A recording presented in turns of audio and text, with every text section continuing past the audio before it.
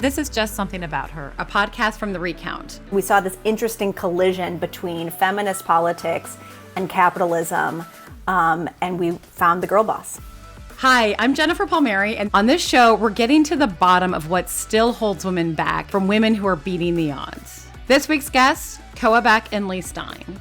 Welcome to Just Something About Her. Thank you for having us. Yeah, thank you for the invitation, Jennifer. Leigh, tell me, I'm going to start with, tell me some of the very real societal factors you think that made this notion of the girl boss so appealing to women in the 2010s, and how you define that term. Sure. So Sophia Amoruso, who was the founder of Nasty Gal, which was like an e-commerce clothing website, she published a book called #GirlBoss. So the term that we use, and today I only hear it used among my peers, ironically, I don't hear people using it sincerely anymore. It's like a joke. It came from Sophia Amoruso, and this was around the time of 2014 when Sheryl Sandberg's book Lean In became so popular. So we were seeing this kind of rising tide of this kind of self-empowerment feminism. And Sheryl Sandberg's a Gen Xer, but girl boss is like the millennial version of this because it comes from millennial hustle culture. It comes from job scarcity and precarity. A lot of millennials feel like they're in the gig economy for life. They have to hustle.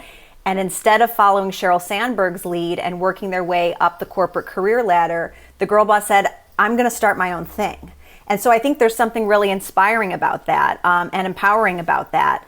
But what happened was these girl boss founders, when they didn't live up to their ideals, when they were less than ethical or virtuous in the workplace, they were held to account by their employees, by their customers. And so last summer, we saw this cascading domino effect of the fall of the girl boss. Many female founders were publicly disgraced last summer, including Audrey Gelman from The Wing. So I think it's really interesting. And I also have followed how this movement has coincided with a rise in feminist politics and social justice activism, because I know I don't know why I used your full name. I know Koa has written about this turning point moment when Beyonce stood in front of the feminist sign. But a few months before that, Beyonce had given an interview for some women's magazine where she said she doesn't identify as the term feminist. So there was this interesting turning point moment from female celebrities shying away from the label feminist and all the negative connotations from the 90s, hairy armpits, etc., to leveraging that and to using that and to marketing that. And so we saw this interesting collision between feminist politics and capitalism, and we found the girl boss. Koa, first of all, I want you to define white feminism for us. And I'm interested in why you thought that Beyonce moment was so important, sort of the process of sanitizing and depoliticizing feminism in the 2010s. So I define white feminism as a very specific approach towards achieving gender equality that pulls considerably from white supremacy, from a very individualistic sensibility about women's rights, but also from imperialism, from capitalism, a number of other isms. But its biggest hallmark is that it positions the individual as the seeker and achiever of women's rights, and that as a feminist, you should be very individually focused. And, in terms of what Leigh was just talking about the Beyonce moment, about the Sophia girl boss moment, whereas there was a very pivotal shift in terms of now we can put feminism in a headline. And I think it's easy to forget that in retrospect, especially when I was growing up, which, really wasn't that long ago. The term feminist was very polarizing. It was very dirty. And that was a real tangible shift in terms of, what you could say and position as being deliberately feminist or identifying somebody as having a feminist practice. Having said that, something that I became very attuned to in my career is that while that was very exciting, especially given, my politics and the things that I like to cover, the community I come from, I started to notice in real time, 2014, 2015, 2016, that, when I said the word feminist and when a lot of my feminist identified, managers and colleagues use the term feminist, we were talking about very different things. I'm trying to talk about the housing crisis, poor women being able to afford diapers, and they want me to cover mompreneurs and women making a lot of money for themselves. Right. Right. Usually at the expense of low-income women, women of color.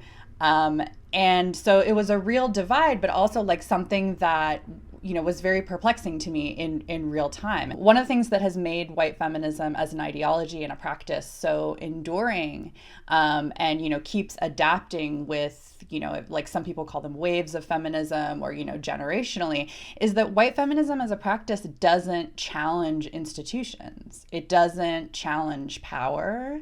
I think it's very seductive. And it can really minimize, you know, what are intensely structural barriers, right? Like if you're very individually focused, then there is no structure. And I trace this from, you know, what some people quantify now as fourth wave white feminism, although that's a very debated term in terms of fourth wave, back through the white suffragettes in the United States, who also had very similar outlooks in terms of optimizing the individual as opposed to changing the system and structures that really marginalized women. You see this reflected in the pandemic, where all of a sudden we're all familiar with how valuable childcare services are, things, and you know, but it's like, oh, all of a sudden, but if women just exclude themselves, say, oh, I'm not going to do that kind of work, I'm going to do professional work, you're not actually making any kind of progress, and so we keep bumping up against the same kind of problems. But Leigh, what, you know, from your perspective, when you see this sort of commodification of, you know, of feminism happen, and you know, what form that took, how it took a destructive turn? Oh, well, what you just said about caretaking, though, made me think about, you know, the expectations we have of a female founder, because her venture capitalist funders are expecting for her to scale fast, as they would of a male founder. But there are these extra expectations on top of that, that she be nurturing of her employees and that she'd be a caretaker of her employees. And I think like Adam Newman and Rebecca Newman, the founder of WeWork, and his wife are such an interesting like power couple, now disgraced. Adam could be the insane genius, right? Because we tolerate that in a man. We tolerate the insane genius. And then Rebecca, erratic behavior. He's just so, you know, eccentric because he's such a genius. Right. We say the same thing about Elon Musk or Jeff Bezos. Their employees say like, they really pushed me. You know, it was really hard. We worked around the clock, but like I really learned a lot. They really pushed me. Mm-hmm. And when we hear from employees of someone like Audrey Gelman or Ty Haney at Outdoor Voices or Glossier, the in-person Glossier staff, we just hear these horror stories. We don't ever hear like she was a really tough and I learned a lot from her. We hear, you know, she didn't take care of me. So this expectation of caretaking, and it makes me think of Hillary Clinton too, you know, that she was called cold. Right? Yeah. Like what she wasn't caring enough. So the double standards we have for women in power are quite something to reckon with. When you look at cultures, companies, institutions, organizations, if you remove that one person, the culture and the systems that are present in that company will facilitate another version of that person. Leigh, the end of your first article on Girlboss, which was fantastic, says that the Girlboss is a, quote, manifestation of the American myth that if you're not succeeding, it must be because you're not trying hard enough. I was asked to write this piece for Medium about the end of the Girlboss, about the real women that were falling one after the other. And my phone was just blowing up. Every time another founder stepped down, everyone would text me like I should be excited about this. Oh my God. And it doesn't actually, like, to be the Cassandra, like, it doesn't bring me a lot of joy. Like, my novel, as much as it's about the girl boss and white feminism, it's also about social justice activism online and the glee we get from taking down other people, and it's about cancel culture, which is also something I write about. And so in the past year, as I've written a follow-up to my Girlboss piece, I've really wrestled with these questions about what do we get from taking these women down. So I have these mixed, complicated feelings, because I do too. If we want success politically, we have to build a big tent, and we have to build coalitions, and we have to bring different groups together under something universal, like universal health care, universal child care would be nice. So what I observe on the internet is this constant infighting and fractionalization between different groups. But what are we doing that we're canceling our own, that we're pointing fingers and saying you're not doing feminism correctly, when we can't even all agree on what it would be to do feminism correctly? So I'm kind of disappointed and cynical about what has happened to the current feminist movement. May I add something Yep. that I think is pertinent to this layout? Yeah. I think that in terms of, individuals being taken to task, like especially like founders Yep. or presidents or, just like Twitter swarms, course corrections for white feminism, I find are much more effective in terms of orienting yourself against systems rather than individuals. And I track that through, whether we're talking about like racist campaigns or classist campaigns or, through Me Too as well, right? Like if you look at, say, like that movement, yes, there is pertinence in removing Harvey Weinstein, right? Removing somebody who is denigrating others, who is harassing others, who is, making it very impossible for them to go to work and feel safe. But again, some of the best reporting I find that came out of Me Too, more earlier Me Too, was the reporting that detailed the just like layers and complex systems that facilitated this person. And when you look Yes. at cultures, companies, institutions, organizations, if you remove that one person, the culture and the systems that are present in that company will facilitate another version of that person. And so I don't find, like, in terms of feminist politics or social justice, like fixating on an individual to be helpful. But also, I think if you flip it the other way, it indicates a much broader sort of like bait and switch of what people are asking for. I get into a lot of detail in my book about how sort of misleading and obtuse, a lot of these press releases I always had to pore over about, like, we've hired our first female president and it's 2015. Yeah, I know. Yeah. And like, we deserve accolades for hiring one Black woman to run this one department. Aren't we awesome? And so it goes both ways in terms of like larding, these companies with praise for doing like the most basic thing, and then revealing, their own classist hiring practices, their own deeply racist culture, that they only have like one Latina running, a publication in like 2017, that this one magazine has a cover that was shot by the first Black photographer. Oh, that's amazing. That was amazing. Yeah. In like, the late 2018, 2019. So I think like, that what? whole narrative of like the individual person either saving or decimating, an entire structure or organization is flawed. But Yeah. Leigh, go. So that's really well said, Koa. And I would just add that the other thing that's happening in the background of all this is an extreme distrust of politicians and of authority. I feel like as a culture, we have very few figures that we look up to and we're like, oh, like someone's in charge of this stuff. And so we've started looking to corporations as our leaders. And so we're expecting a lot of change and we're expecting a lot of progress from corporate America. And so this is another thing I'm really cynical about. I don't want to see Netflix tweet about Black Lives Matter. Like, I want Netflix to pay corporate income taxes. You know what I mean? Like, so I'm like an Elizabeth Warren on this front. Like, let's inject that money like back into America so that we can have, support systems coming from the government, rather than relying on Amazon to raise their wage and pay healthcare, So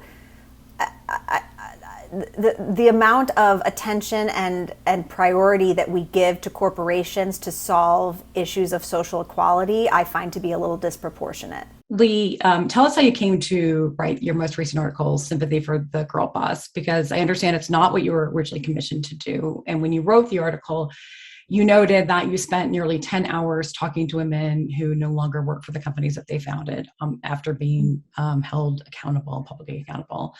And you could persuade none of them to go on the record. So tell us about these women, the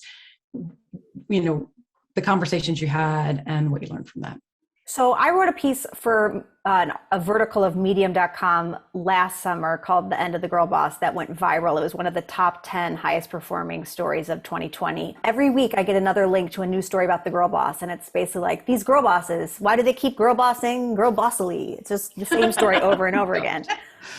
So my editor originally asked me to do like a where are they now, and to like track down these female founders that had resigned or been fired from their companies and see what they were up to. So at first I was excited because some of these some of these founders had reached out to me, and so I had connection to them. So I was like, great, I'm going to write a piece and I'm going to get all these exclusive interviews. No, they wouldn't go on the record. They wouldn't talk to me on the record. And it's because of the public shamings they endured. So that became part of the story. Part of the story became I couldn't persuade these women to tell their side of the story. They didn't want to re-enter the arena after what had happened to them. I mean, the most interesting insight that I had from these conversations is, and I'd love to hear Koa's take on this, but I feel like it's white women's anxiety that they will be caught. And so they have to direct that anxiety at a scapegoat so that no one will see that they're complicit. So I feel like it's a lot of white women taking down other white women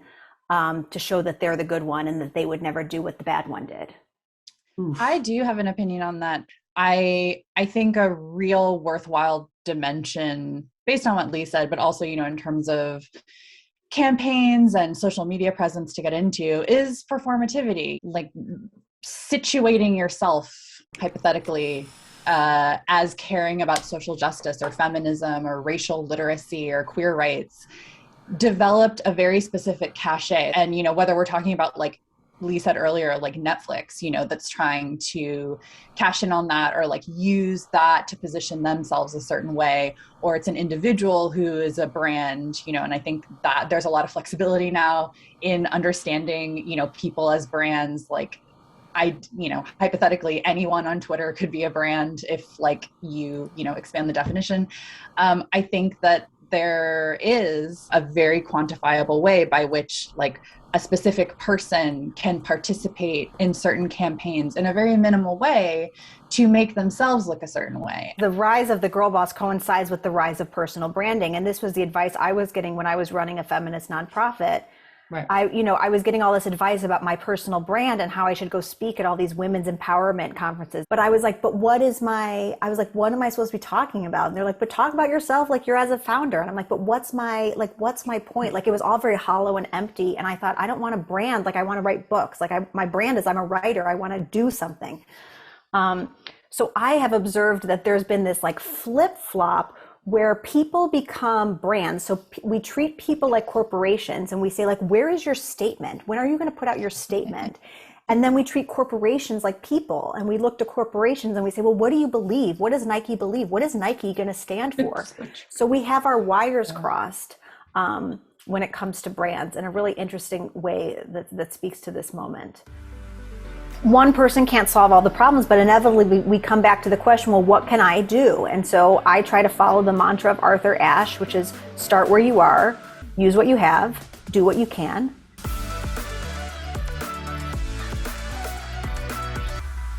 Leigh, you also write about the accountability we claim to want from white girl bosses. It looks like, just like saying, it looks like an awful lot like trashing. Question for you, question for Koa. What's a better way, right, of when these issues get aired of, with the women founded companies not living up to promises or being toxic girl cultures or whatever? What's the conversation we should be having now around the, what we've learned from these companies and these women that have blown up? I think Ty Haney is an interesting example because she got pushed out of Outdoor Voices, the athleisure wear company that she founded and she was in charge of. There was a BuzzFeed expose about her, and then she was pushed out. And then the founder of Lunya Sleepwear got in touch with her and said, how can I help? And they worked together to get Ty Haney back at her own company. And so we get to watch to see if she learned something. I mean, a lot of these women that we call girl bosses, they were in their late 20s, early 30s when they started their companies. Do we just want them to be over? That's what I don't see. I don't really see a path for making a comeback, a path for making amends. Mm-hmm. Audrey Gelman posted a huge apology and a big statement in October of 2020. I felt like she was really addressing her critics. I felt like she was trying to, and she got dragged. So where is the path for improving? Because if we just say that I don't know, that it's just a problem of white women, I can't change that I'm a white woman. That's just, I can't change that, but I can change my behavior. I can learn, I can do better. So it's just become a cliche now to say do better, but we don't actually allow anyone the opportunity to do better. Oh, what do you think about, the women having second chances, learning from this, or, do we need to take it to what do you think what do you think we should learn from this and businesses should do in response to it? I don't think broadly collective women's rights and the rights of marginalized genders should be framed around solely women business founders. A lot of the ascent of the narrative of girl boss was used in a lot of mainstream media as well as women's media that I worked with to be a representation of women's rights, and how a lot of publications use those narratives to talk about abortion, birth control, healthcare. And, obviously, if you're starting with somebody who has a certain standard of living, right, and can aspire to certain things, and you're anchoring all understanding of gender and gender oppression and feminism from that lens, that's going to be a white feminist lens for sure. One of the reasons, white feminism as a practice generally starts at education or, small business and enterprise, is that all the other needs are met. And so that's why it starts there as a practice. So when, you're having conversations with your friends, or you're trying to read, these many, girl boss pieces, I think it's wise to, as you're reading this, consistently bring yourself back to a basic standard of living. Most marginalized genders in this country aren't looking to run, very lofty businesses that make a lot of money. But white feminism, in an effort to see them and acknowledge these people, asks that they aspire to that, to be seen. I've had to cover a lot of empowerment conferences in my career, and a lot of branded conferences, and a lot of, hybrid of women's rights, but we're actually just talking about professional skill sets that are really only applicable to these, collection of women over here who could pay $300 to be here. In my entire 10 years in women's media, I never went to a branded women's conference where one of the options was how to make sure that your nanny has healthcare. I never saw that. And I went to all of them because I had to for my job. So I think that's another place where a lot of this can be expanded and rethought. But also, I think that when discussing cancel culture specifically, you say cancel culture, and there's so many different pieces that operate under that. Some of it is harassment and death threats. And some of it, is consumer activism. The capitalist framework is such that, if you make a product and you have a political platform that I don't agree with, I cannot buy it, and I can erect an entire political campaign around I'm not buying it. And here are the other people who are not buying it. Yeah, I mean, inevitably we come, one person can't solve all the problems, but inevitably we come back to the question, well, what can I do? And so I try to follow the mantra of Arthur Ashe, which is start where you are, use what you have, do what you can. And so I try to make decisions for my own small business that I run, that I give a leg up to other people who don't have access to the publishing industry. I do pro bono work, I do sliding scale work, and that's what little I can do myself. But in some way, I've followed the pattern of a lot of these for-profit girl bosses because I have retreated from my collective organizing work. I lasted 3 years, just like Audrey Gelman lasted 3 years.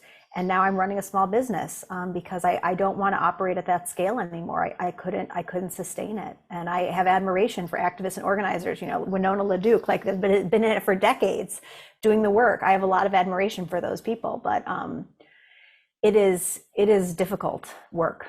I do wish that the question wasn't so individually focused. So instead of saying what can I do, what can my workplace do? What can my entire neighborhood do? Just thinking in more in terms of the collective, rather, once again, this very Americanized individualist, because the thing is that's where white feminism begins and ends, right? You should be the individual change maker for all systemic oppression that has ever happened, which I go into in a lot of detail. Doesn't really work. Ladies, thank you so much. This is a really rich conversation, and I really appreciate both of the work that you all, I learned a lot. I think people are going to get a lot out of this. Thank you. Thanks for having me. Thank you.